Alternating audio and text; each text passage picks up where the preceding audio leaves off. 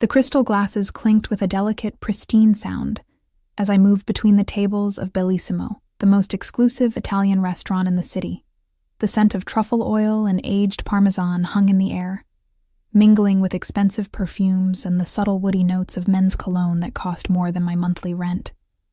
My feet ached in the mandatory black heels, practical enough for service, but elegant enough for the clientele who wouldn't tolerate anything less than perfection. "Table 7 needs another bottle of the Barolo."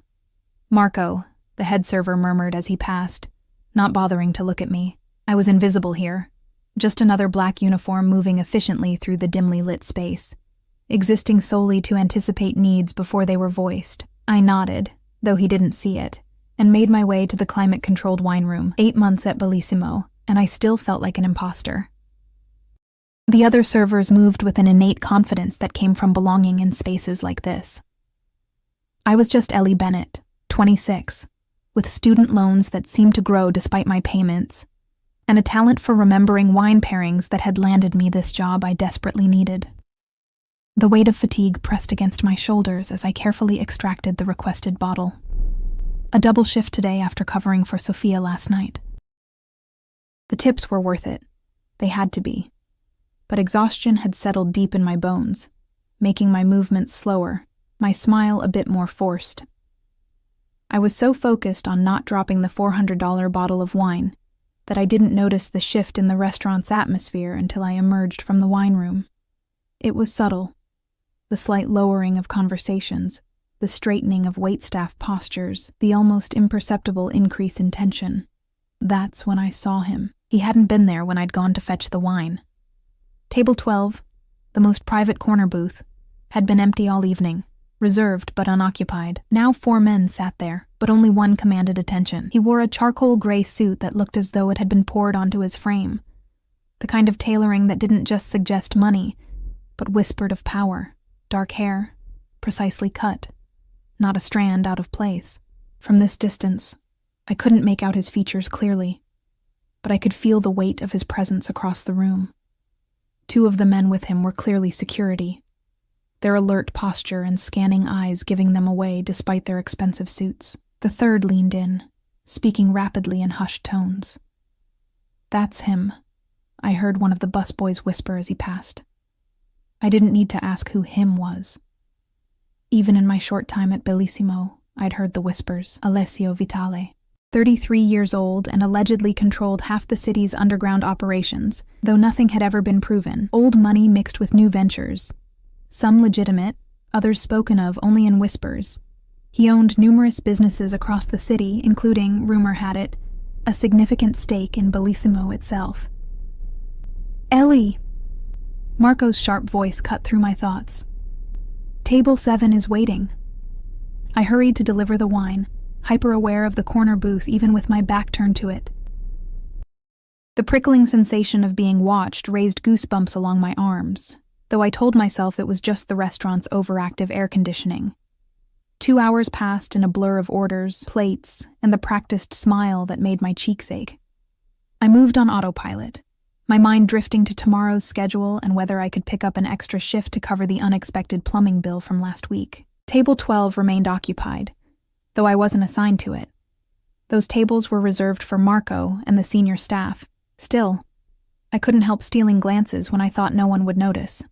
Once, I caught a glimpse of his profile.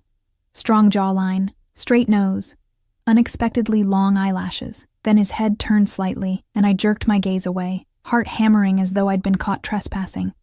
It was nearly midnight when the restaurant began to empty. My section was clear, and I was wiping down the last table when Marco appeared at my elbow. "Take this to table 12, he said, pressing a leather folder into my hands. Inside was a check with a figure that made my eyes widen. "But that's your table," I said, confused. Marco never relinquished his high-tipping tables. His expression was unreadable. "Mr. Vitale asked for you specifically." The folder felt suddenly heavy in my hands. "Me? But I haven't even—" "Just do it, Ellie."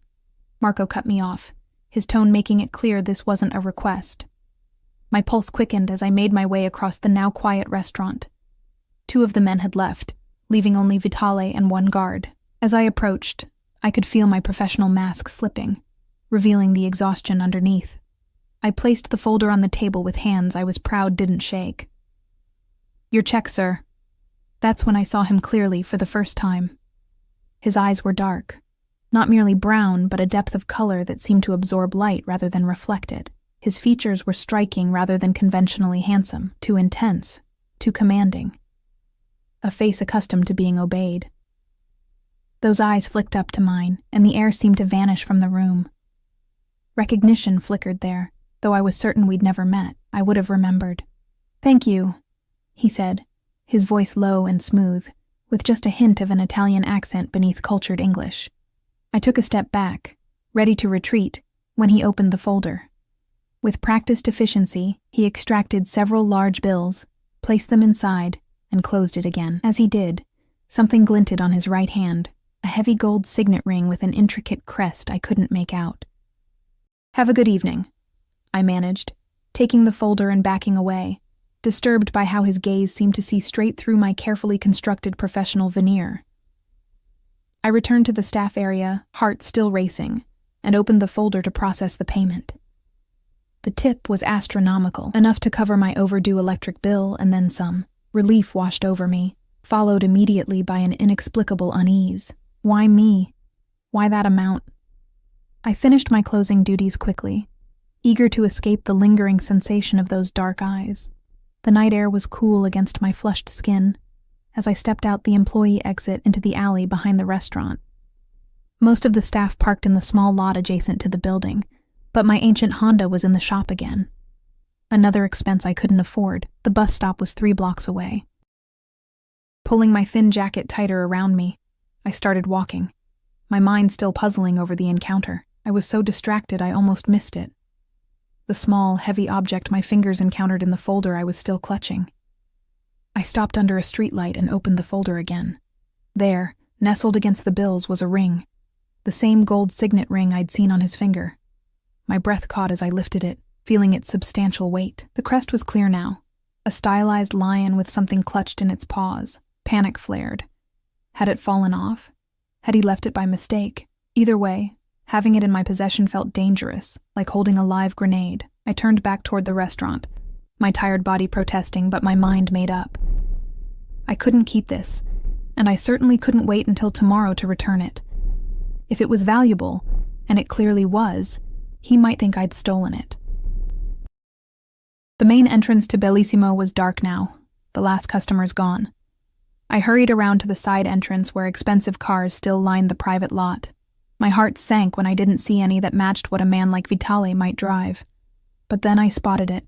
A sleek black Bentley with a driver standing beside it. Beyond, another man I recognized as the security guard from earlier stood smoking. Drawing a deep breath, I approached.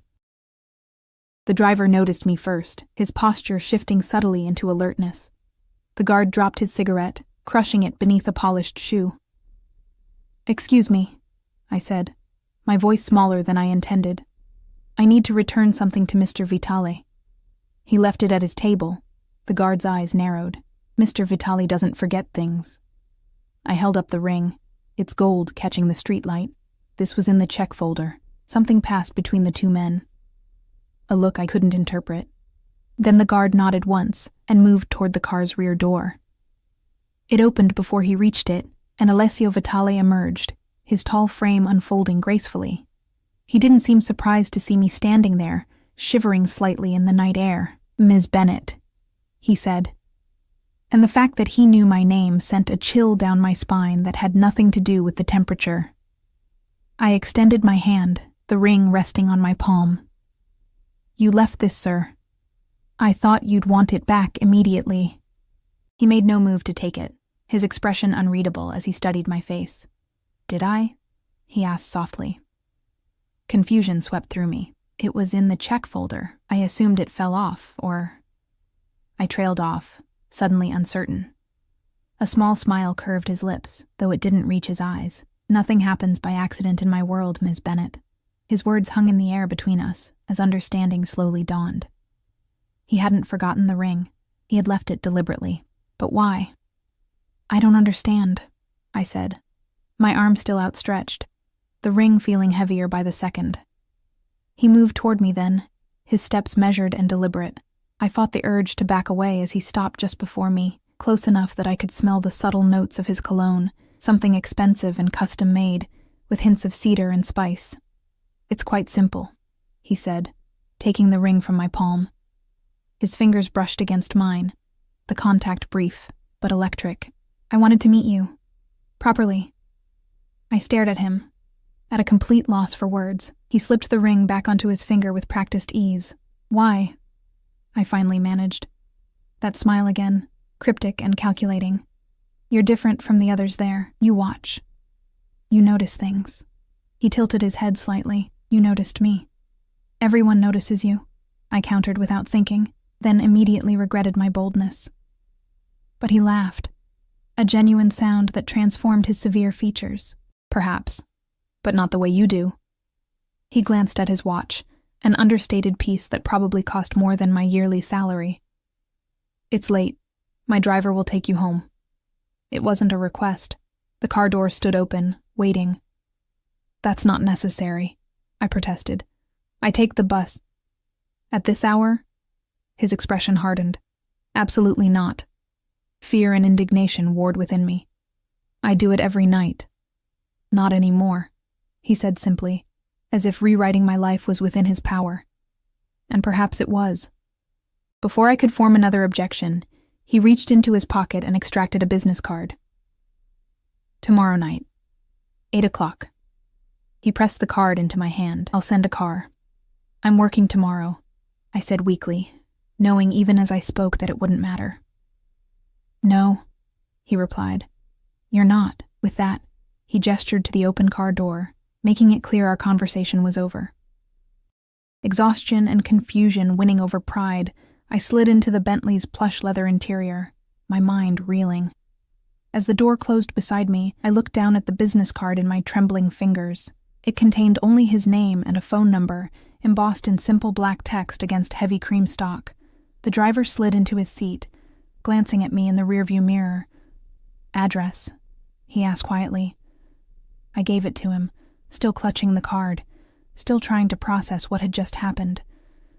As the car pulled away, I caught a final glimpse of Alessio Vitale watching me leave, his expression inscrutable, the signet ring once again gleaming on his finger like a silent promise, or a warning. Sleep eluded me that night. I tossed and turned in my small apartment, replaying the encounter with Alessio Vitale in my mind. His card sat on my nightstand, the embossed letters catching the faint glow of streetlights filtering through my thin curtains. I hadn't called the number. I wouldn't call the number. Whatever game he was playing, I wanted no part of it. By morning, exhaustion had settled over me like a heavy blanket. But my resolve was firm. I would go to work as usual. I would explain to Marco that last night had been some bizarre misunderstanding. Life would return to normal. The universe, it seemed, had other plans. I was halfway through my morning coffee when my phone rang. It was Marco. "Don't come in today," he said without preamble, his voice tight. My stomach dropped. "Are you firing me?"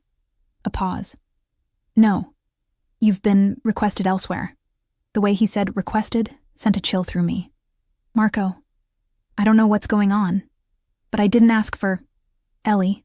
He cut me off, lowering his voice. "Listen to me. When Alessio Vitale shows interest in something, it becomes his. That's just how it works in this city. I don't know what you did to catch his eye, but my advice? Don't fight it." The call ended before I could respond, leaving me staring at my phone in disbelief. My hands trembled slightly as I set it down, angry tears threatening to spill. Who did Vitale think he was, rearranging my life without my consent? And what exactly did showing interest entail? I spent the day in a state of nervous agitation, alternating between defiance and fear. By late afternoon, I'd convinced myself I would not be going to whatever meeting Vitale had arranged. I would not get into another one of his cars. I would not become some plaything for a dangerous man, regardless of how powerful he was. At precisely 7:30 p.m., my phone buzzed with a text from an unknown number. "Car arriving in 15 minutes. I stared at the message, my heart pounding. How had he gotten my number? I hadn't given it to him or his driver. The invasion of privacy felt like a physical violation, leaving me breathless with indignation. At 7:45, I peered through my window to see a sleek black car idling at the curb. Not the Bentley from last night, but an equally expensive Mercedes with tinted windows. I stepped back, my previous resolve wavering. What would happen if I simply didn't go down? My phone buzzed again. "Ms. Bennett, I'm waiting downstairs. Mr. Vitale doesn't appreciate tardiness." The implied threat in those simple words made my decision for me. Refusing might bring more trouble than complying, at least for now. I could always leave if things became uncomfortable. With shaking hands, I changed into the nicest dress I owned, a simple navy blue sheath that was my go-to for job interviews. I applied minimal makeup, pulled my chestnut hair into a neat ponytail, and grabbed my coat. Whatever Vitale wanted, I would hear him out, politely decline, and put this strange interlude behind me. The driver was standing beside the car when I emerged from my building. He was a different man from last night, younger, with close-cropped hair and the alert posture of ex-military. He opened the door without a word, his expression professionally blank. "Where are we going?" I asked as I slid into the back seat. "Mr. Vitale's residence," he replied, closing the door with a soft thud that felt oddly final. The drive took us out of my modest neighborhood and toward the city's north side, where old money lived in sprawling estates, hidden behind ornate gates and mature trees. I watched through the window as the scenery changed, becoming progressively more exclusive, more removed from the world I knew. We eventually turned onto a private road that wound through meticulously landscaped grounds. Security cameras tracked our progress, and I glimpsed men stationed discreetly among the trees. More guards. The house, when it finally came into view, wasn't the ostentatious mansion I'd expected, but a modern architectural masterpiece of glass, stone, and clean lines that somehow managed to look both inviting and impenetrable. The car stopped at the main entrance, where a woman in a simple black dress waited. Her silver hair was pulled back in a severe bun, her posture ramrod straight. "Ms. Bennett," she greeted me as the driver opened my door. "I'm Mrs. Russo, Mr. Vitale's housekeeper. Please, follow me." I followed her through massive wooden doors into a soaring entryway. The interior was a study in restrained luxury, expensive but not showy, with an emphasis on craftsmanship rather than ostentation. Original artwork hung on the walls, and the furniture looked like it belonged in a design museum. "Mr. Vitale will join you shortly," Mrs. Russo said, leading me to a sitting room overlooking an illuminated garden. "May I get you something to drink while you wait?" "Just water, please," I replied, my mouth suddenly dry. She nodded and disappeared, leaving me alone with my mounting anxiety. I perched on the edge of a leather chair, too tense to appreciate its comfort, and tried to steady my breathing. The water arrived, delivered by a young man in discreet livery, but Vitale didn't appear. 10 minutes stretched to 20, and I recognized the power play for what it was, making me wait, establishing dominance. My initial nervousness gave way to irritation. If this was how he treated all his interests, it was no wonder he had to resort to such manipulative tactics. I was considering walking out when the door finally opened. Alessio Vitale entered with the confident grace of someone who owned not just the room, but everything and everyone in it. He'd exchanged last night's formal suit for more casual attire, dark trousers and a light gray cashmere sweater that probably cost more than 3 months of my rent. The signet ring gleamed on his right hand. "Ms. Bennett," he said, his dark eyes assessing me. "Thank you for coming." I stood, determined to maintain whatever small advantage height might give me. Did I have a choice? A smile flickered across his face. "There are always choices. You chose to return my ring last night instead of keeping it or pawning it. You chose to get into my car this evening, after your driver implied there would be consequences if I didn't," I countered. His expression hardened slightly. "Paolo can be overzealous in his duties. I apologize if you felt threatened." The apology surprised me, though it didn't sound entirely sincere. I remained silent, waiting for him to explain why I was here. He gestured to the chair I'd vacated. "Please, sit. Have you eaten?" "I'm not hungry," I said, though it was a lie. I hadn't had an appetite all day. He ignored this, pressing a button on a discreet panel in the wall. Mrs. Russo, we'll take dinner now." Before I could protest again, he took the seat opposite mine, studying me with those unsettling dark eyes. Up close, I could see flecks of amber in them, warming what otherwise might have been a cold gaze. "You're wondering why you're here," he said finally. "Among other things." "What else are you wondering, Ellie?" The casual use of my first name felt like another boundary crossed without permission. "Why me? How you got my phone number? What exactly you think is happening here?" He leaned back, seeming almost amused by my directness. "I have access to considerable information when I want it. As for why you—" He paused, considering. "You're different. Genuine. In my world, that's rare. And therefore valuable. I'm not for sale," I said sharply. His expression darkened. "I never suggested you were. Don't mistake my interest for something crude." The door opened, sparing me from having to respond. 2 staff members entered with trays, setting up an elegant meal on the table by the window. The aroma of expertly prepared food made my empty stomach clench. "Join me," Vitale said when they'd gone, moving to the table. It wasn't a request. I hesitated, then reluctantly took the seat across from him. The food, some kind of delicate pasta with seafood, looked and smelled incredible. "You work too hard," he said conversationally, as he poured wine into crystal glasses. 60 hours last week, I believe. Double shifts. Always the last to leave. The fact that he knew my schedule sent another wave of unease through me. "I need the money. Student loans," he nodded. "Art history and business, correct? An interesting combination." My fork clattered against the plate. "Have you been investigating me? I like to know who I'm dealing with." He took a sip of wine, watching me over the rim of his glass. "You're talented, Ellie. Wasted at Bellissimo.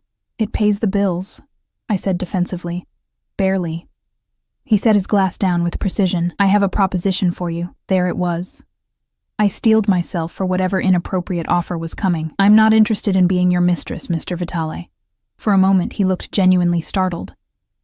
Then he laughed, a rich, warm sound that transformed his severe features. "Is that what you think this is about?" Heat rushed to my face. "I don't know what this is about. That's the problem." He studied me, his expression becoming serious again. "I want to offer you a job. I have a job. As I said, one that wastes your talents." He gestured around the room. "I collect art. My collection has grown unwieldy. I need someone with knowledge and aesthetic sense to catalog it properly, perhaps suggest new acquisitions. The position includes an apartment on the grounds and a salary that would clear your student debt within a year." I stared at him, caught completely off guard. Of all the things I'd expected, a legitimate job offer wasn't one of them. It sounded too good to be true, which meant it probably was. "Why would you offer something like that to a complete stranger?" "You're not a complete stranger. I've been observing you for some time." The admission sent a shiver down my spine. "That's not reassuring." He shrugged, unapologetic. "I make it my business to identify talent. You have an eye for detail. You notice things others miss. Your senior thesis on Renaissance symbolism in modern corporate branding was particularly insightful." My thesis. He'd read my thesis. The violation of privacy was breathtaking. "So this is a business proposition," I said carefully. "Nothing more." Something flickered in his eyes. Amusement, perhaps, or something darker. "Would it disappoint you if it were?" "No," I said too quickly. "It would be a relief." "Then consider yourself relieved." He picked up his fork and began eating, the matter apparently settled in his mind. "The position is yours if you want it. Take a few days to decide." I should have felt reassured. Instead, doubt crept in. Why go to such lengths for an art cataloger? He could have hired a professional with a single phone call. There had to be more to it.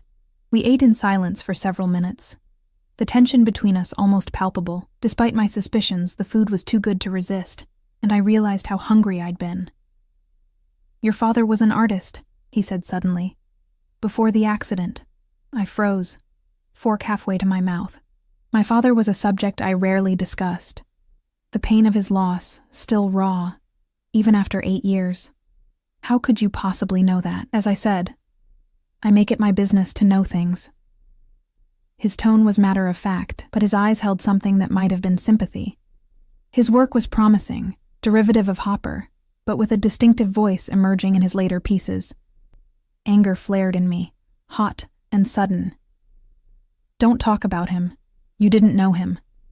"No," Vitali agreed quietly, "but I own 3 of his paintings." The shock of this statement momentarily robbed me of speech. My father had sold very little during his lifetime, his work gaining recognition only after his death.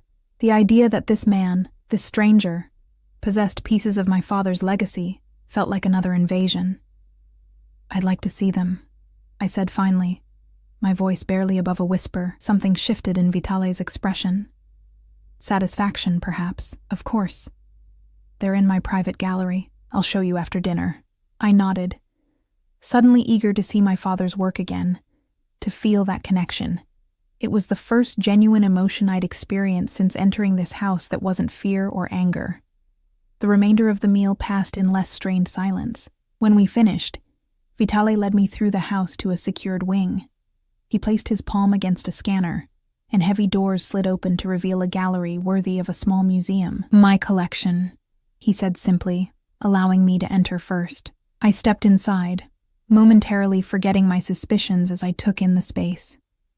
Paintings and sculptures were arranged with care and knowledge, the lighting perfect, the climate control evident in the room's consistent temperature. It was the work of someone who truly appreciated art, not just its monetary value. "This is incredible," I admitted, moving slowly from piece to piece. I recognized works by both established masters and emerging talents, all displayed with equal reverence. "Your father's pieces are here," Vitali said, guiding me to a wall where 3 canvases hung.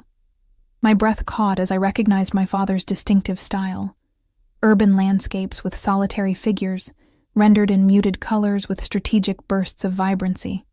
These were from his final period, when illness had already begun to affect his mobility, but before the accident that took his life. "How did you get these?" I asked, reaching out to almost touch the familiar signature in the corner. "Art auctions, private sales." He stood close behind me, his voice low. I could have chosen any pieces, but these spoke to me.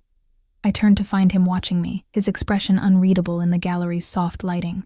We were standing closer than I'd realized, close enough that I could smell that distinctive cologne again, could see the slight imperfection of a small scar near his left eyebrow. "Why am I really here, Mr. Vitali?" I asked quietly.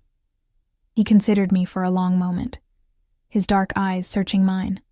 "Because when I want something, Ellie, I pursue it until it's mine." The possessiveness in his tone should have frightened me. Instead, it sent an unexpected thrill through my body, a reaction I immediately tried to suppress. "People aren't possessions," I said, taking a deliberate step back. "No," he agreed. "They're far more complex, more challenging." His eyes never left mine, more rewarding when they choose to stay of their own accord. The implication hung in the air between us, that this elaborate evening, the job offer, even acquiring my father's artwork, had all been steps in a campaign to... What? Seduce me? Own me? "I should go," I said, suddenly needing distance, air, time to think. He nodded once, accepting my retreat with surprising grace. "The driver will take you home whenever you're ready." As we walked back through the gallery, I found myself pausing at a familiar shape partially covered by a cloth in the corner. Without thinking, I lifted the edge of the fabric.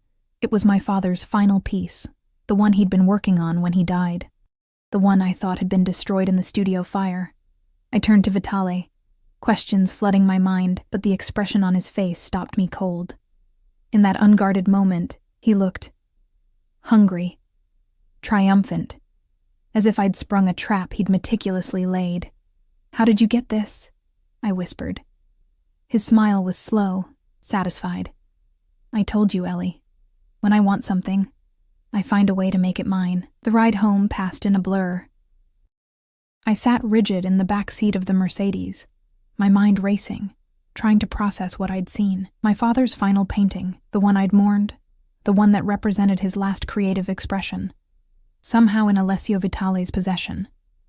The implications were staggering. "We've arrived, Ms. Bennett," the driver announced, breaking my reverie. I stepped out onto the cracked sidewalk in front of my apartment building, the contrast between Vitali's world and mine never more apparent. The Mercedes waited until I'd entered the security door, a courtesy that felt more like surveillance.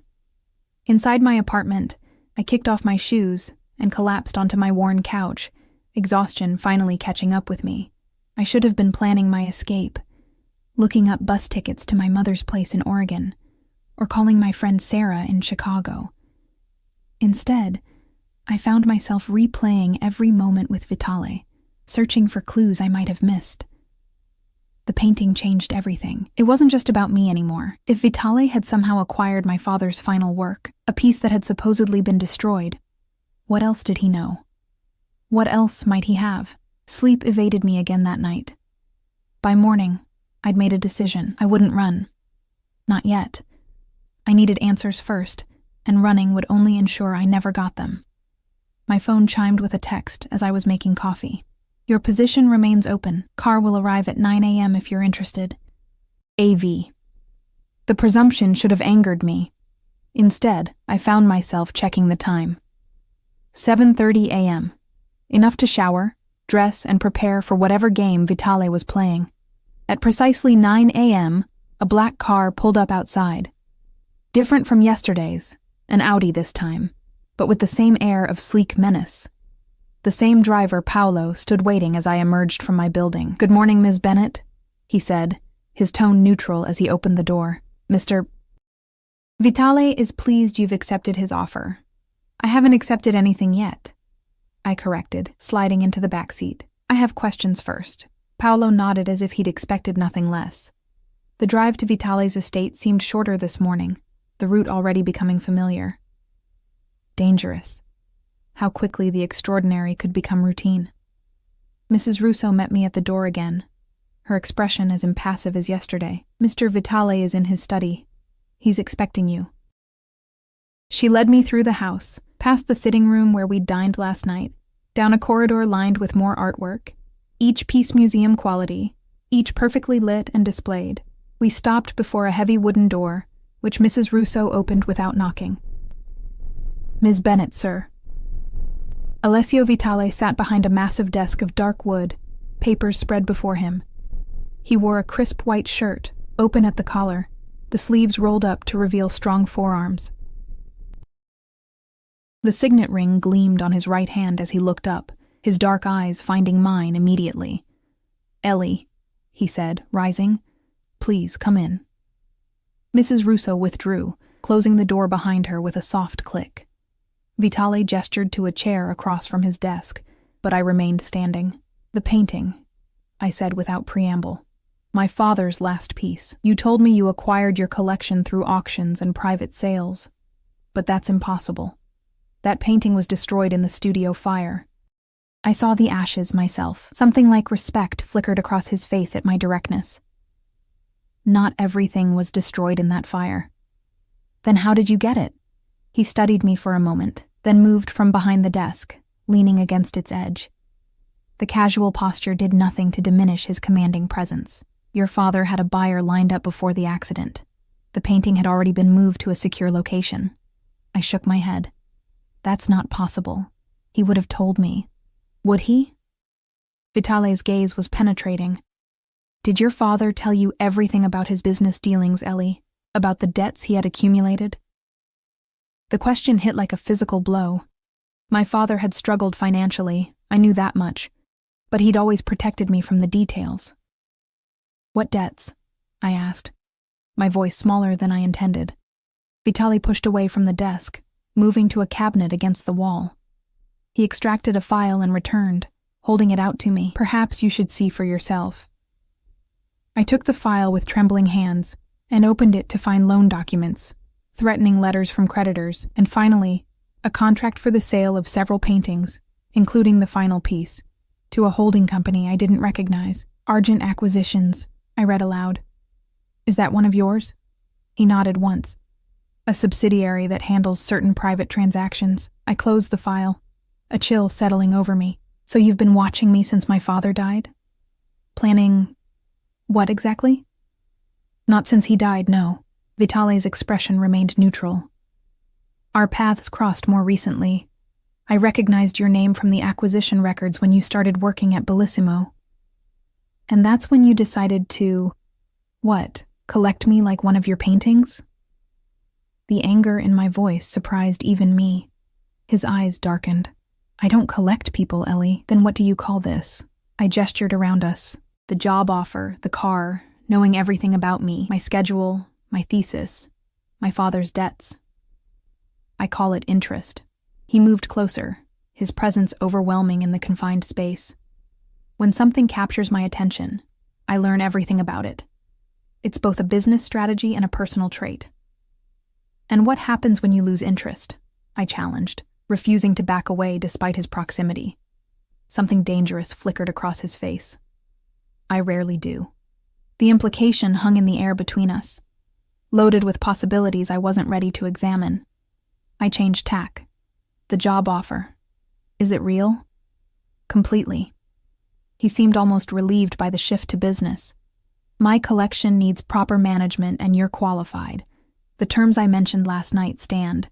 Competitive salary, accommodations on the grounds. I considered this, weighing my options.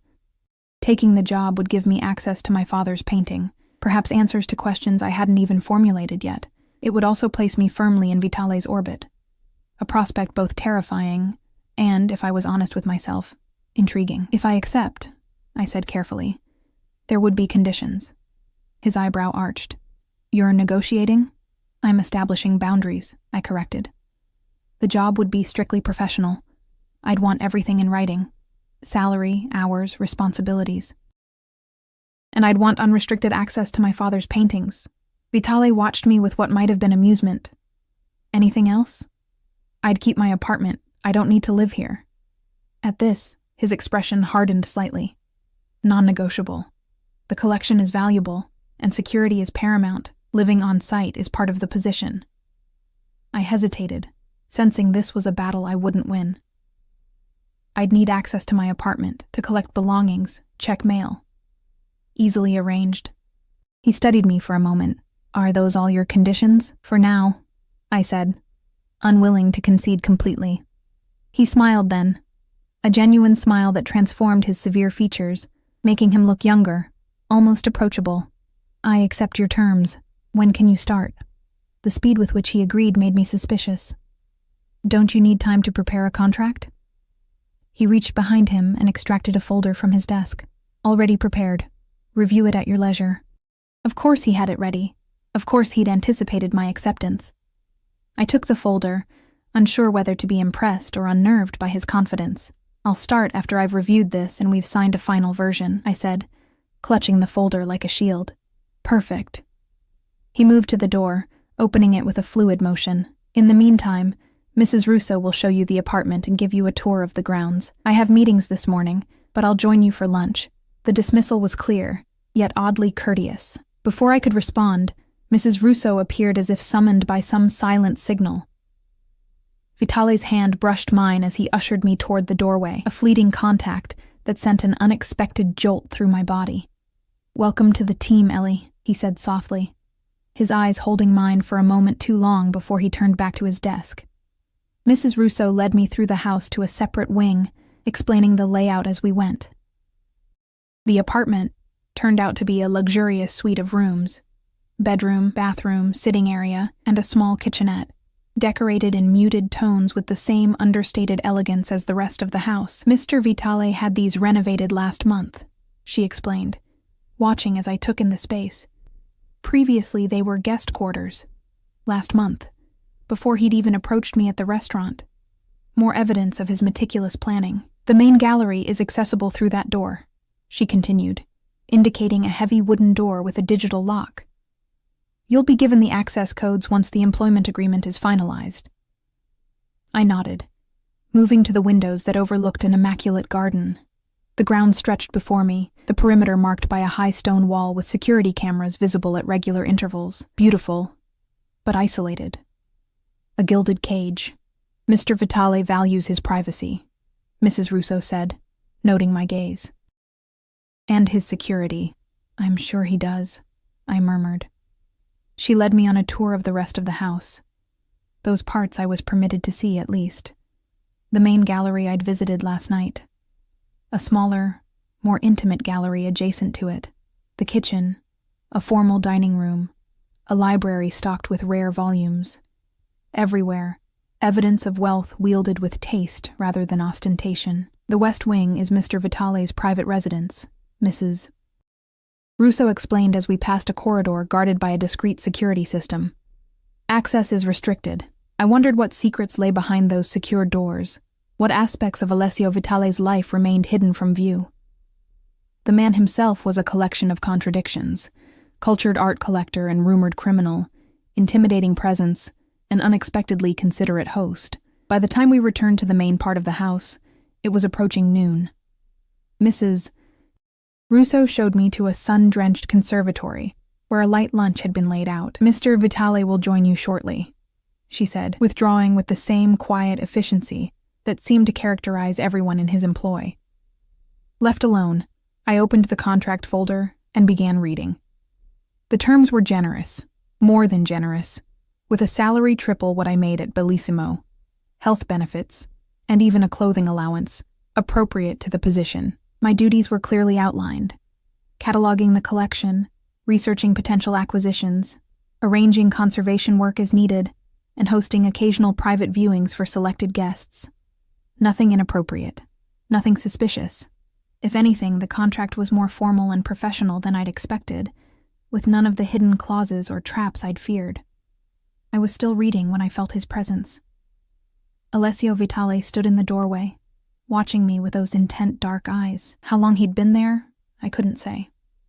"Any concerns with the terms?" he asked, moving into the room with that fluid grace that seemed effortless. "It's very generous," I admitted. "It reflects the value I place on the position." He took the seat across from me, and on the right candidate. 2 weeks passed in a surreal blur.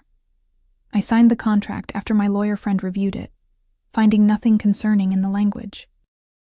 I gave notice at Bellissimo, packed my essentials, and moved into the suite at Vitale's estate. The transition happened with unsettling smoothness, as if my life had been carefully choreographed toward this moment. The work itself was fascinating. Vitale's collection was even more extensive than I'd initially realized. Paintings, sculptures, rare books, and artifacts from around the world, each piece more exquisite than the last. I spent my days cataloging, researching provenance, and organizing the collection into a proper digital database. The work absorbed me completely, allowing me to temporarily forget the strange circumstances that had brought me here. Vitale himself remained an enigma. Some days he was absent entirely, attending to his numerous business interests. Other days he would appear in the gallery while I worked, observing silently before engaging me in surprisingly insightful conversations about art history or conservation techniques. He was unfailingly polite, maintaining a professional distance that both relieved and strangely disappointed me. I spent hours with my father's paintings, especially the final piece, a cityscape at dawn, with a solitary figure standing at a crossroads, face turned away from the viewer. The symbolism wasn't subtle, but the execution was masterful. I often found myself wondering what he would think of my current situation, working for a man who collected his art, and it seemed had now collected his daughter. It was during the 3rd week that the careful balance shifted. I was working late in the main gallery, finalizing entries for a collection of Renaissance miniatures, when Vitale appeared. He'd been gone for 2 days on a business trip, and I hadn't expected him back until morning. "You should rest," he said, his voice startling me in the quiet room. I looked up from my laptop to find him watching me with that intense gaze that seemed to see straight through my carefully maintained composure. "I wanted to finish this section," I explained, suddenly aware of the late hour and my disheveled appearance. I'd pulled my hair into a messy bun hours ago and had abandoned my blazer over a nearby chair. He moved closer, studying the miniatures I'd been cataloging. These were my mother's favorites. It was the first personal detail he'd shared, and it caught me off guard. "They're beautiful," I said, glancing at the tiny portraits housed in their ornate frames. "The craftsmanship is extraordinary." She used to tell me they contained whole worlds if you looked closely enough. A shadow passed over his face. "She died when I was 12. "I'm sorry," I said softly, recognizing the lingering pain in his voice. It echoed my own loss. He shrugged. the gesture incongruously casual for a man usually so controlled. It was a long time ago. Some losses never really fade, I said, thinking of my father. His eyes found mine, something like recognition flickering in their dark depths. No, they don't. The moment stretched between us, a fragile connection I hadn't anticipated. He broke it first, glancing at his watch. It's past midnight. I'll walk you to your rooms. I saved my work and closed the laptop, oddly reluctant to end the conversation. As I gathered my things, I noticed he seemed different tonight. His usual imposing presence tempered by something I couldn't quite identify. Fatigue, perhaps, or some lingering effect of whatever business had taken him away. We walked in companionable silence through the quiet house, our footsteps muffled by thick carpets. When we reached my door, he hesitated. "There's an exhibition opening tomorrow evening at the Renwick Gallery," he said. "Contemporary Italian artists. Would you like to attend? Professionally speaking, of course."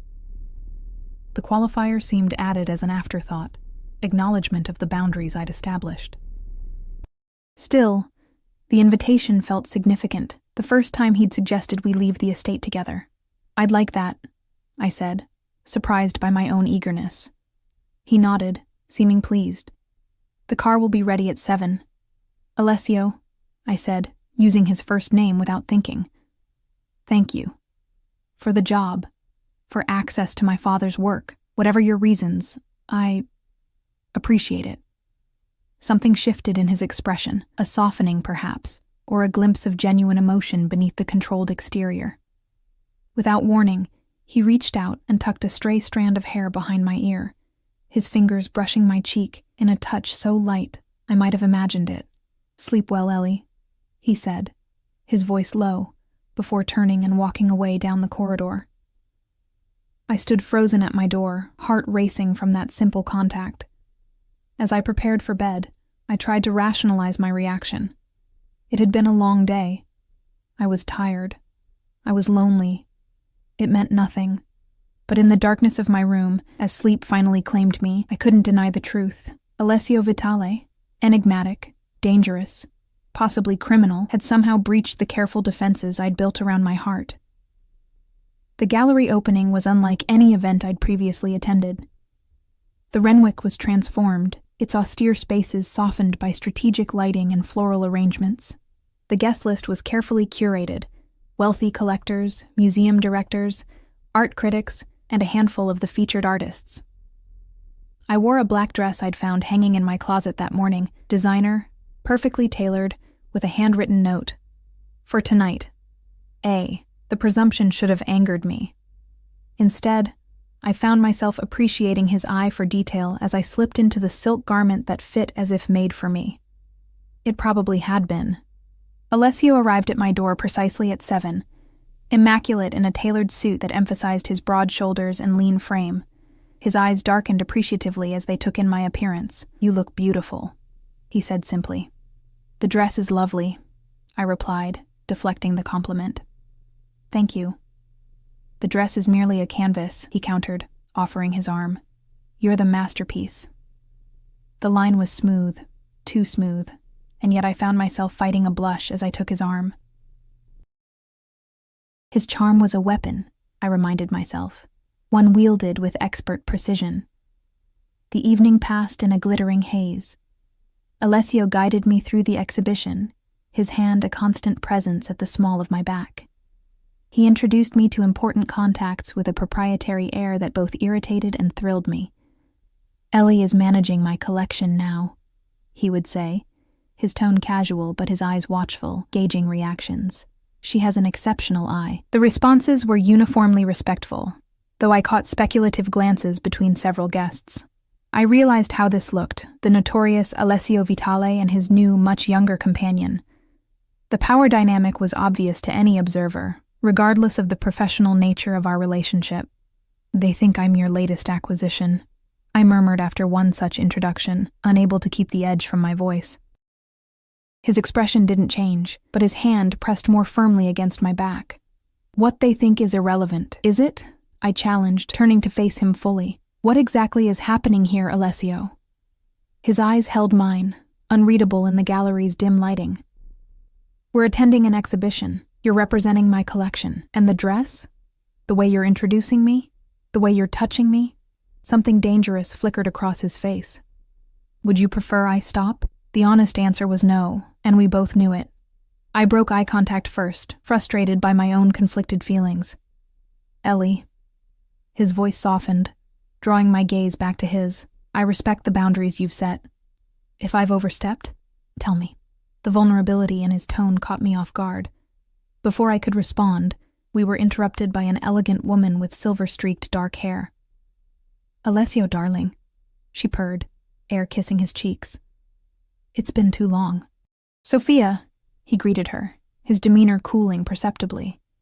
I didn't expect to see you here. Clearly, she replied, her eyes sliding to me with calculated assessment. Aren't you going to introduce me to your protégé? The pause was deliberate, loaded with insinuation. Alessio's expression hardened. Ellie Bennett, Sophia Russo. Sophia's father is an old business associate. I extended my hand, which Sophia took with perfectly manicured fingers. Pleasure, she said, though her tone suggested otherwise. How long have you been working for Alessio?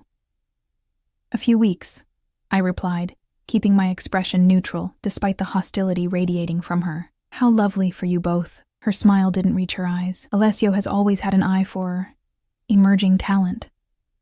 The implication was clear, and I felt heat rise to my face. Before I could respond, Alessio placed a possessive hand on my waist. If you'll excuse us, Sophia, he said coldly. We were just discussing a piece I'm considering acquiring. He guided me away without waiting for her response, his body tense beside mine. When we were out of earshot, I glanced up at him. Old girlfriend? I asked, aiming for casual and missing by a mile. His jaw tightened. Ancient history. She doesn't seem to think so. What Sophia thinks ceased to matter to me long ago. He stopped, turning to face me. Don't let her bother you.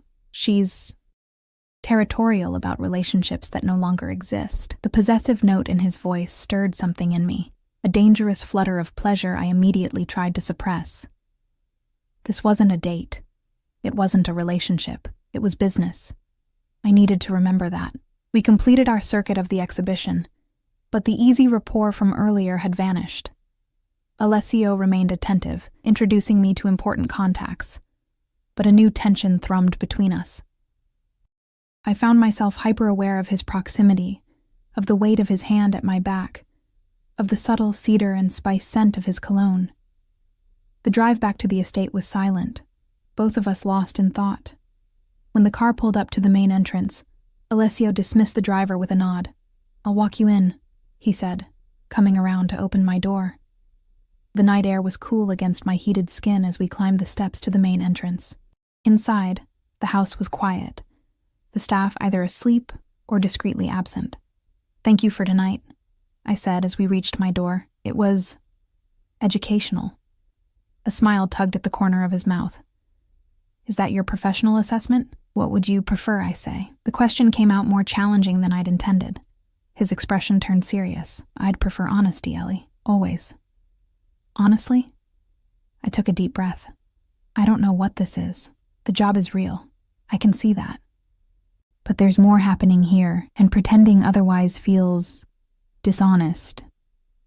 He studied me for a long moment, his dark eyes unreadable. Then, with deliberate slowness, he reached out and traced a finger along my jawline, a touch so light it was barely there. There is more, he admitted, his voice low. But it's your move, Ellie.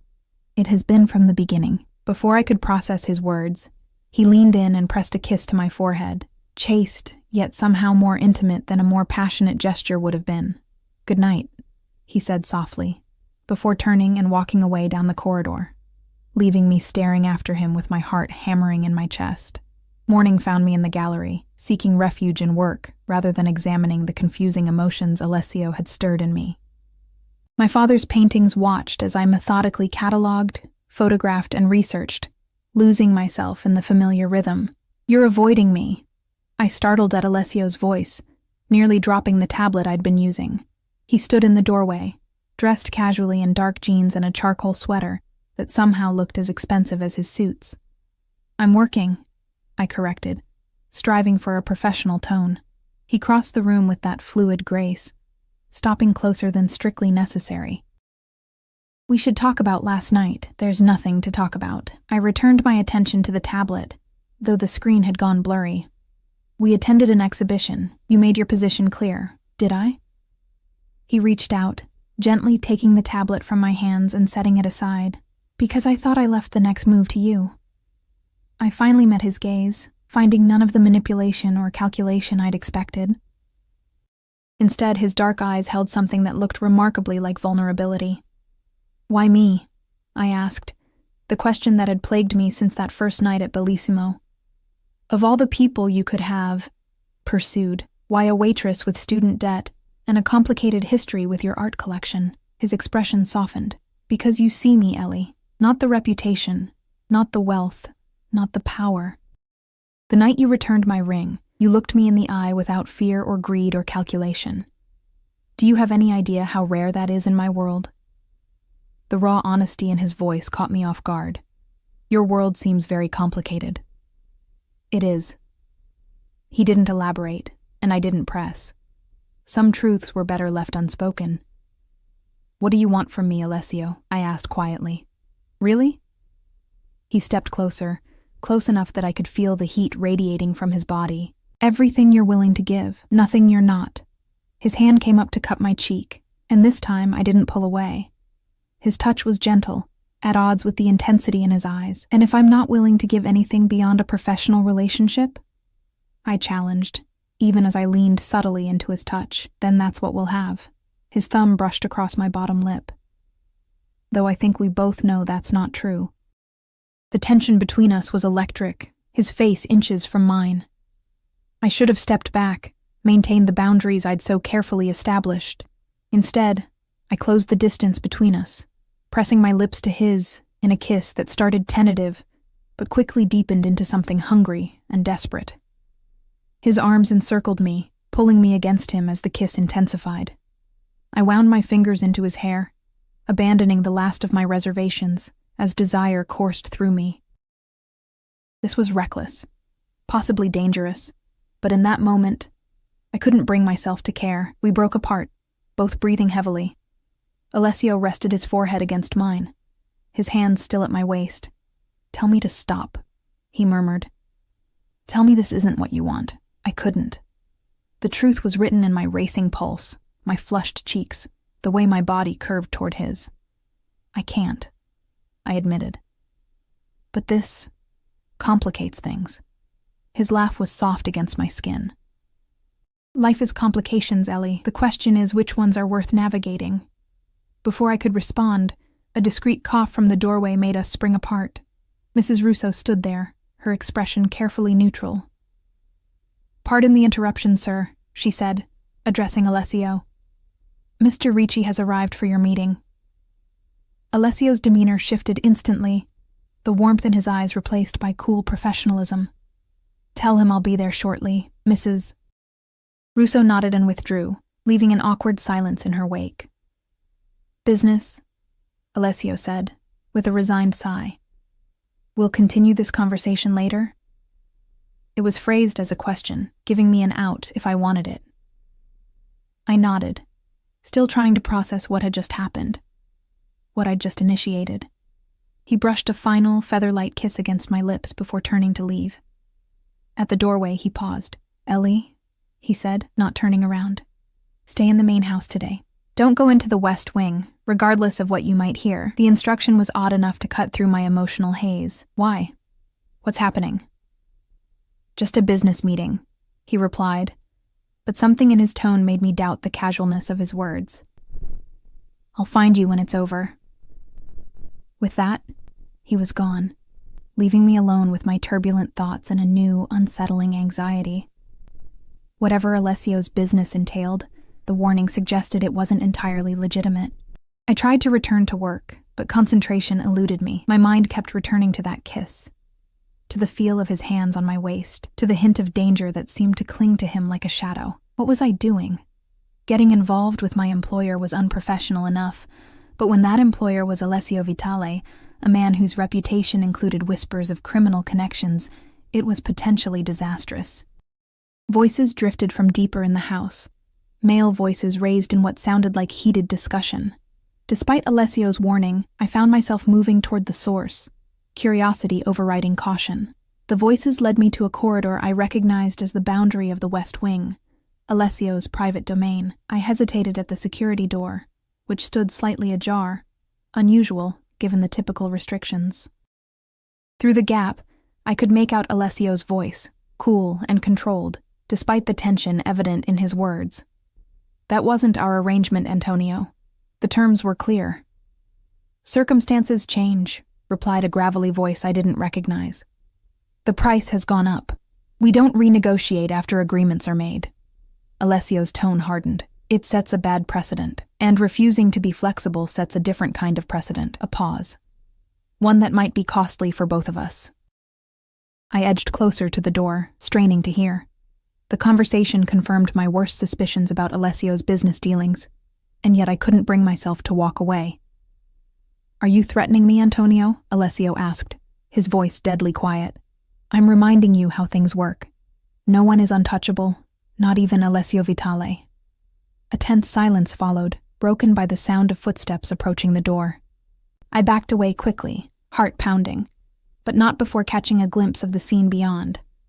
Alessio standing with his back to the door, facing an older man whose expensive suit couldn't disguise the hardness in his eyes. Two large men flanked him, their stances suggesting concealed weapons. I retreated to the safety of the main gallery, pulse racing. What had I just witnessed? A business dispute, certainly, but one with undercurrents of violence that couldn't be ignored. This was the reality of Alessio's world. The dangerous edge beneath the cultured veneer. Hours passed with no sign of Alessio. I moved restlessly through the house, unable to focus, torn between confronting him about what I'd overheard and pretending ignorance. By evening, I'd made a decision. Whatever was happening between us, whatever feelings had been ignited, I couldn't ignore the realities of who he was. I was packing an overnight bag, intending to return to my apartment to clear my head, when a soft knock came at my door. I opened it to find Alessio standing there, looking more exhausted than I'd ever seen him. You're leaving, he said, noticing the bag on my bed. It wasn't a question. Just for tonight, I replied, though we both knew it might be longer. I need to think. He nodded, unsurprised. You overheard my meeting with Ricci. I did, I admitted, seeing no point in denial. Despite your warning to stay away. A ghost of a smile touched his lips. You don't take direction well. I should have expected that. Who is he?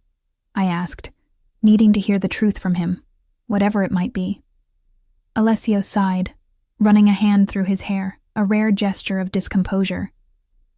A business associate with unrealistic expectations, nothing that concerns you. It does concern me if I hesitated, unsure how to define what was happening between us. If we're involved. His eyes met mine, serious and intent. My business dealings are separate from my personal life, Ellie. They always have been. But they're part of who you are, I countered. And I need to know exactly who I'm getting involved with. He was silent for a long moment, considering. Then he gestured to the sitting area of my suite. May I? I nodded, and he took a seat, waiting for me to join him. When I did, he began speaking, his voice low and measured. My family has been in business in this city for 3 generations. Some of that business is perfectly legitimate. Real estate, art dealing, investments. Some of it operates in gray areas. I inherited both sides when my father died. Criminal enterprises, I clarified, needing him to be direct. He didn't flinch from the accusation. By some definitions, yes, I've spent the last decade steering everything toward legitimate channels. But the transition isn't instantaneous. Certain relationships, certain obligations, remain. Like Antonio Ricci? Like Ricci, he acknowledged. A remnant of my father's era, one I'm working to disentangle from. I processed this, trying to reconcile the man before me, cultured, thoughtful, capable of genuine vulnerability, with the cold-voiced businessman I'd overheard. Implicit threats hanging in the air. The night we met, I said slowly. When you left your ring in the check folder. Was that really just because I noticed you differently? His expression softened. Yes and no. I'd been aware of you for weeks, the waitress who moved with quiet grace, who observed everything but revealed nothing. He paused. When I discovered your connection to the Bennett paintings in my collection, my interest deepened. It felt like fate. You don't strike me as someone who believes in fate, I said skeptically. I believe in recognizing opportunities when they present themselves. He leaned forward, his eyes intent on mine. Meeting you was an opportunity, Ellie. One I didn't intend to waste. The honesty in his voice was disarming. And now? What do you want now? Now? He reached for my hand, his touch gentle but insistent. Now I want you to stay, to give us a chance, despite the complications, despite who I am and what you think you know about me. I looked down at our joined hands, at the signet ring that had started everything. I'm afraid, I admitted. Of me? He asked, his voice carefully neutral. Of feeling this way about someone like you. I met his gaze directly, of what that says about me. Understanding dawned in his eyes. You think loving me would make you complicit in whatever you imagine I do. The word loving hung in the air between us, neither of us ready to claim or deny it. Wouldn't it? I asked softly. He considered this, thumb tracing patterns across my palm. I think, he said finally, that we are all more than the sum of our worst actions. I've done things I'm not proud of, Ellie. Made choices driven by necessity rather than morality, but I'm also capable of change, of being better, for the right reasons. And I'm supposed to be that reason. The responsibility felt overwhelming. No, he replied firmly. I've been changing my world since before I met you. But you make me want to accelerate that process. He squeezed my hand gently. Stay. Not forever, if you're not ready for that commitment, just tonight. Let me show you that there's more to me, to us, than what you fear. I hesitated, balanced on the knife edge of decision. The sensible choice was to leave, to extract myself from this complex web I'd stumbled into. But something deeper than sense was guiding me now, something that recognized in Alessio a kindred spirit, a soul similarly marked by loss, and the determination to forge something meaningful from it. One night, I agreed finally, and tomorrow we talk, honestly, completely, about what happens next. Relief washed over his features, followed by something that looked remarkably like joy. He lifted my hand to his lips, pressing a kiss to my palm. One night, he promised. Though I intend to convince you to stay for many more. And in that moment, looking into his dark eyes filled with a warmth I'd once thought him incapable of, I knew that I wanted to be convinced. Whatever dangers Alessio's world held, whatever complications lay ahead, the possibility of loving him, of being loved by him, was worth the risk. 6 months later, I stood in the private gallery, making final adjustments to the lighting for the evening's exhibition. My father's paintings held the place of honor, including the final piece that had once been thought lost. The exhibition catalog bore my name as curator, my first official project since accepting the permanent position as director of the Vitale collection. Perfect, came Alessio's voice from behind me. I turned to find him watching me with the same intensity that had captivated me from the beginning, though now it was tempered with an openness that still surprised me. He crossed to where I stood, sliding an arm around my waist with the easy familiarity that had developed between us. Are you ready for tonight? I nodded, leaning into his embrace. The guest list is confirmed, the catering is arranged, and the collection has never looked better. Though I'm still not sure why you insisted on including the signet ring in the display. He smiled, pressing a kiss to my temple. Because it's where our story began, the moment that changed everything. I glanced down at my left hand, where that same ring now rested, resized to fit me, a symbol of the commitment we'd made to each other just a month earlier. Not a traditional engagement ring, but something more meaningful for us both. Who would have thought, I mused, that returning a lost ring would lead to all this? Alessio's smile deepened, a hint of that old secretive expression returning. It wasn't lost, Ellie. I told you the first night. Nothing happens by accident in my world. I laughed, no longer unsettled by his calculated approach to life. So you planned all of this? The job? The relationship? The ring coming back to me in a different form? Let's say I created the opportunity, he replied, turning me to face him fully. But what happened afterward? That was entirely up to you. His expression grew serious. It still is. Every day. And it was true. The transition in his business dealings had continued, accelerating with our relationship. The gray areas were gradually being eliminated. The questionable associates like Ricci phased out. It wasn't a perfect transformation. Nothing in life ever was. But it was genuine progress, born of Alessio's desire to build a future he didn't have to protect me from. I love you, I said simply, reaching up to trace the line of his jaw, complications and all. His eyes darkened with emotion as he drew me closer. And I love you, Ellie Bennett. More than any painting, any business, any empire I've built. As his lips met mine, I marveled at how completely my life had changed in the space of 6 months.